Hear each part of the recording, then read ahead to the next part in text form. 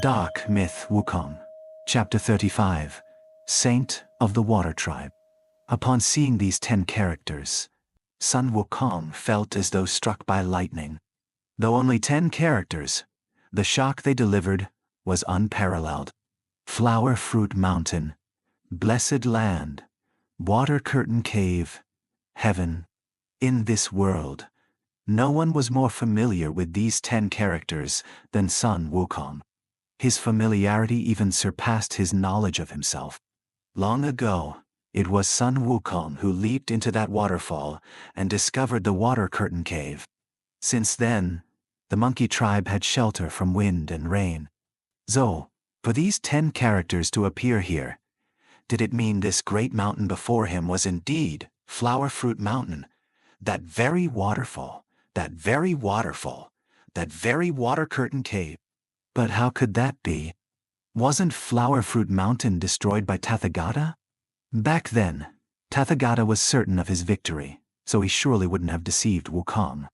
If he said he had annihilated Flower Fruit Mountain, then annihilated it was.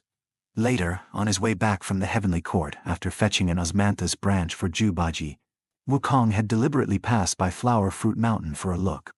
Although he knew the high probability that Flower Fruit Mountain no longer existed, not seeing it with his own eyes left a sliver of hope in his heart. However, when Sun Wukong returned, the place that was once Flower Fruit Mountain was nothing but a massive, deep crater. The scorched earth was clear evidence of being blasted by immense magic power. All this proved that Flower Fruit Mountain was gone. Sun Wukong, who had lost all hope, now felt a surge of immense hope ignite within him. If this place truly was his Flower Fruit Mountain, then there was a great chance his monkey children and grandchildren were not dead. As long as Flower Fruit Mountain still stood, his chances of making a comeback increased significantly. After nearly half a day, Sun Wukong finally pointed a hand towards Flower Fruit Mountain, yet he couldn't utter a word. He dared not ask, fearing that if the answer wasn't what he hoped for, he wouldn't be able to withstand this second blow.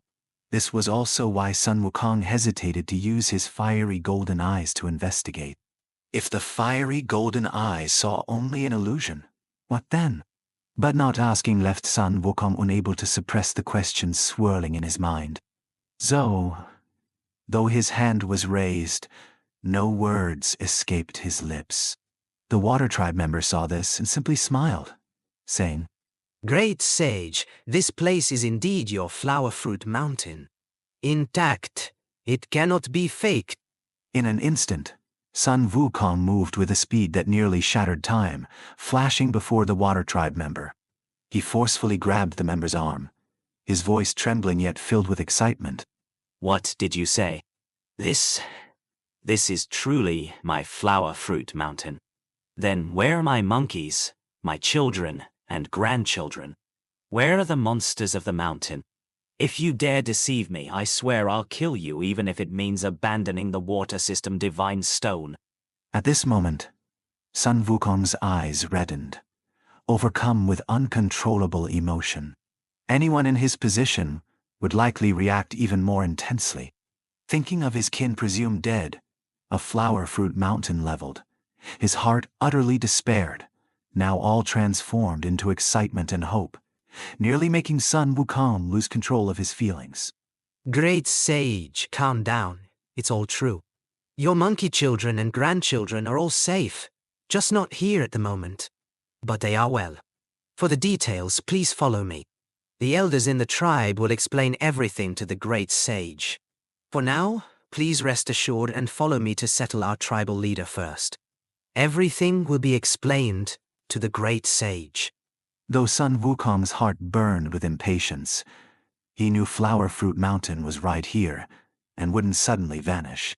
Since the Water Tribe member said his monkeys were unharmed, they must be. At this stage, they had no reason to deceive him. The urgent matter now was to quickly settle Bashin En properly.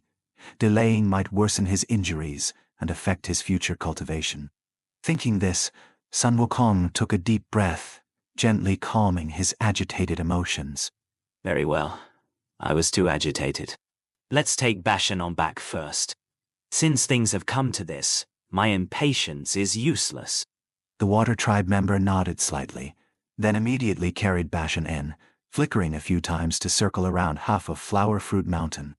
Originally, the two of them were supporting Bashin En together, but Wukong's earlier agitation had made him neglect Bashin En, which was indeed a bit improper.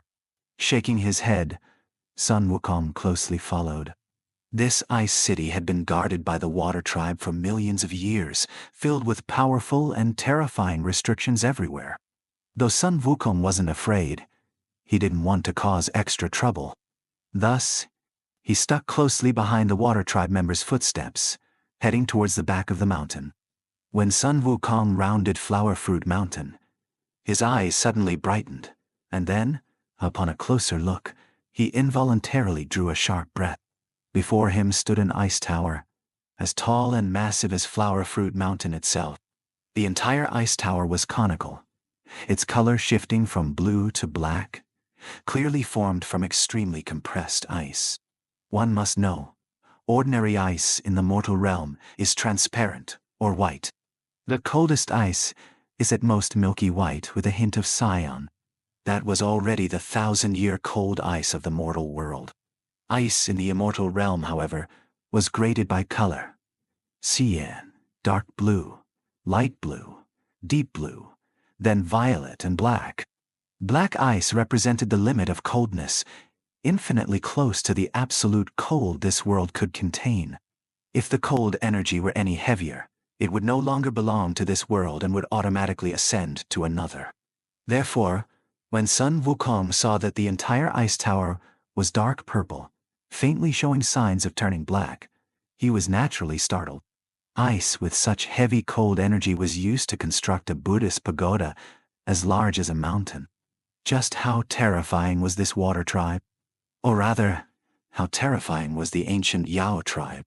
Looking back at the current Yao Tribe, Yao kings with even a little cultivation were either dead or wounded. Those still alive were mostly reduced to mounts for the Buddhist gate. The entire Yao realm was left with only a few stragglers. In truth, the Yao tribe at this time could be considered practically extinct. Sun Wukong was almost the only free Yao king remaining. The weight on Sun Wukong's shoulders was immense, imaginable. Just thinking about restoring the glory of the ancient Yao tribe was an incredibly arduous task. But no matter how difficult, Sun Wukong would not retreat. This was his mission, and also a responsibility. With me, Sun Wukong, here, the Yao tribe will not perish. Instantly, a faint yet resolute aura inadvertently emanated from him.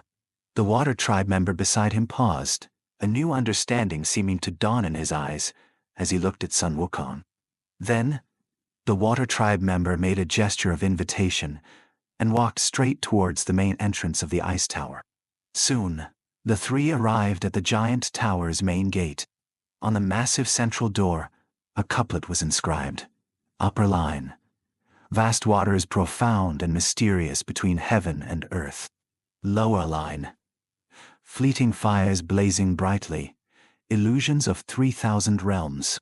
When Sun Wukong looked up towards where the horizontal scroll should be, he found the space empty. Only on a higher level were several large characters inscribed. Ice Yao Tower, Warm Cold Hall. The Water Tribe member noticed Sun Wukong's confusion and turned to explain. This couplet was written by a Water Tribe saint after our tribe went into seclusion here. However, he did not write the horizontal scroll. He said, "When the Yao tribe rises again, that day the horizontal scroll shall be revealed." Afterwards, this saint passed away. Sun Wukong couldn't help but ask, Why did that saint suddenly pass away? Aren't saints supposed to live as long as heaven and earth? Because that saint suffered fatal injuries during the Great War long ago.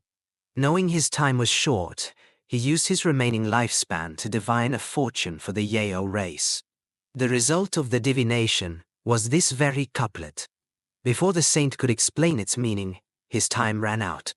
Finishing his words, The Water Tribe member's expression darkened. It seemed this Water Tribe had truly sacrificed much to protect the water system, divine stone.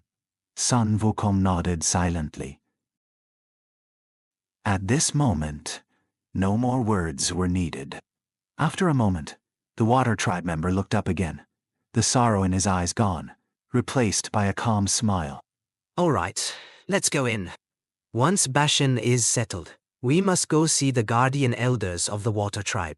Sun Wukong nodded slightly. Then, the Water Tribe member raised a hand and gently pressed into the empty air before them. The massive gate rumbled open. Without hesitation, the Water Tribe member walked straight in. Sun Wukong, however, turned his head, looking back at Flower Fruit Mountain, silently making a resolution. Once his great vengeance was achieved, he would refine Flower Fruit Mountain into a magic treasure, a colossal one. Normally, it would serve as a dwelling. In times of war, it could fly up and strike enemies. This way, a situation like the current one would never happen again. Having decided, Sun Wukong no longer hesitated and resolutely stepped inside. Ice Yao Tower, I have arrived. I hope you can tell me everything. Don't let me down.